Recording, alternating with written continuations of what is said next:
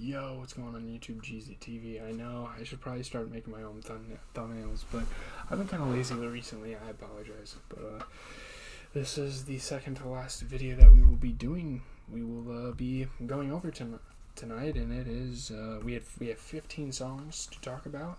We're not going to talk about them individually. Some of the songs are part of albums. But yeah, this is your new music for the week. Ever since the Yachty album, shout out to Yachty, it's up there. I put it on the wall. He deserves it. That album was fantastic. It's going to be on my wall for the rest of the year. Unless we can take the Uzi one off the wall as well. As good albums drop throughout the year, I kind of want to start updating my background. So, yeah, there you go, Yachty. Nice little thing. But anyways, that is not the point. We have new music this week. We're going to start off with a new Nav song, Lately. I'm not really sure what kind of direction Nav is going in this year. Will he drop an album? Will he drop like a sequel to a mixtape series? You can't really be sure, and I'm not sure. So he dropped this song. I'm not really sure about this one either. It's okay. I don't really care to hear Nav in that lane again. That's not really his thing. This vibey, like, sex talk. He's not good at that, in my opinion. He just needs to start flexing and use his famous auto-tune voice again, and I think we'll be good.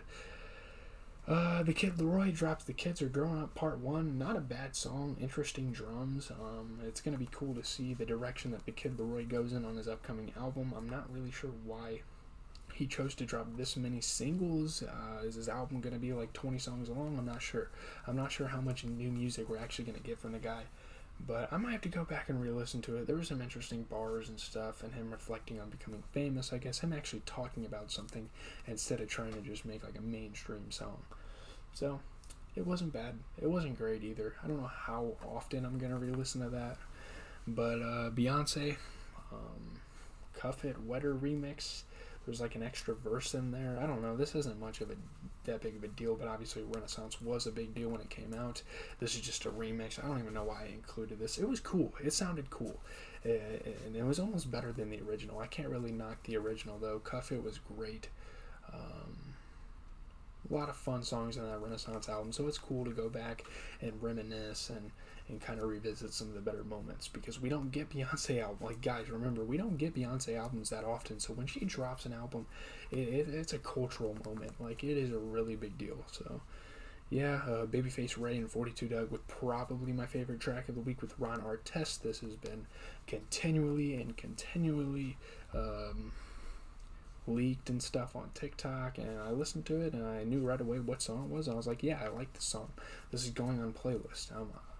I'm listening to this damn near every day for a while. I think this is a good song.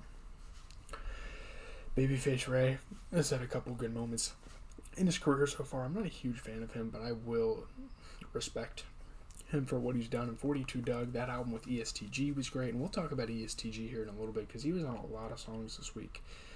But Shy Glizzy out of Memphis, I think, he dropped a new album called Flowers. He had a couple guys on there like Chris Brown, NBA Youngboy, 21 Savage, and ESTG. Pretty solid features. The 21 Savage feature was kind of awkward. ESTG obviously slid on his usual flows. Youngboy was okay. I couldn't really contradict or distinctively say who is who on that song. The one with Chris Brown was cool. I might have to go back and re-listen to that a couple of times. Danny Towers, DJ Scheme, and Ski Mask drop a song with Lil Tyler. I think I've heard about Lil Tyler a couple of times in the news and on the media and stuff, and it's Florida Water. This isn't a bad song. I don't really think that Ski Mask fits on the song all too well. He definitely still had a good verse with some fun punchlines and stuff. I like Danny Towers' part the best. I think Danny Towers was good. I think Lil Tyler had a decent part, but it's not a bad song. Maybe I'll re-listen to it. French Montana and Too Rare dropped one of the worst tracks. I mean, I know what they were trying to do. They were trying to make like a club banger, but it fell so flat. This was not a good song. The chorus was trash. I mean, in all fairness, I think the rest of the song is decent, but yeah. Not sure about it. Jay Critch dropped Oh What a Feeling. Jay Critch has been dropping a lot recently. Guys like him, Rich the Kid, and Famous Dex, they're trying to get that Rich Forever tandem back together, maybe give us another album with these artists dropping frequently. Maybe it'll happen. I'm not super closely knit. I'm not really in the loop about those artists, but yeah, don't really have much to say. Young Scooter dropped a song with ESTG. Young Scooter, I think this was the same guy that had the good feature on the Future album. That's a difficult thing to say. He had a great feature on that album, on the deluxe version. I really liked the song with Future, so I was interested going into this one. It had ESTG on it, which you guys know how I feel about ESTG. Maybe not as much as you would want to know, but I like ESTG. I think his flow's awesome. I like that Louisville sound. I love how like laid back it is and how cool it sounds. I'm a fan of it. I dig it. I dig the Louisville rapper sound. I love it. Day Money dropped an album and he had Babyface Ray and Lucky on it. Obviously that's like a tight-knit circle, Babyface Ray, Lucky, and Day Money. Lucky and Babyface Ray, as we know from the Lucky album release, that they are pretty good friends. Lucky's part was awesome. I wish it was longer. I wish he took up more of the song, because his flow is so awesome. Every track I've heard with Lucky on this year, whether it be from the Trippie Redd album or this one so far, it's been great. And we're supposed to be getting a Lucky Deluxe very soon, and it possibly has a guy like from Brent Faiyaz on it. So hey, Lucky's flow, he's so entertaining. He's a very entertaining rapper. If you're not familiar with him, just go check him out. But those songs aren't bad.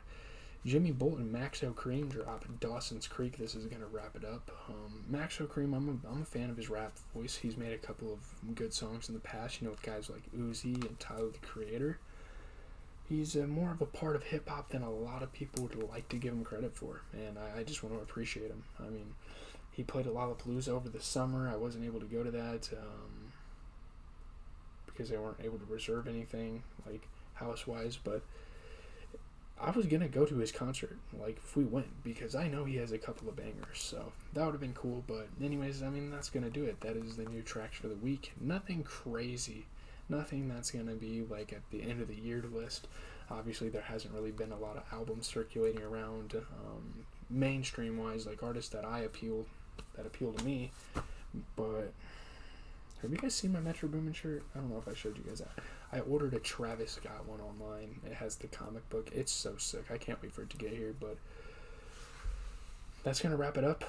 I think once I get the Yeet Life vinyl, it'll go up there until another album replaces it. So yeah, once I get Life, it's going on the wall. So yeah, we're just going to rotate. We're going to start changing up the office. I guess you can call it the studio up a little bit.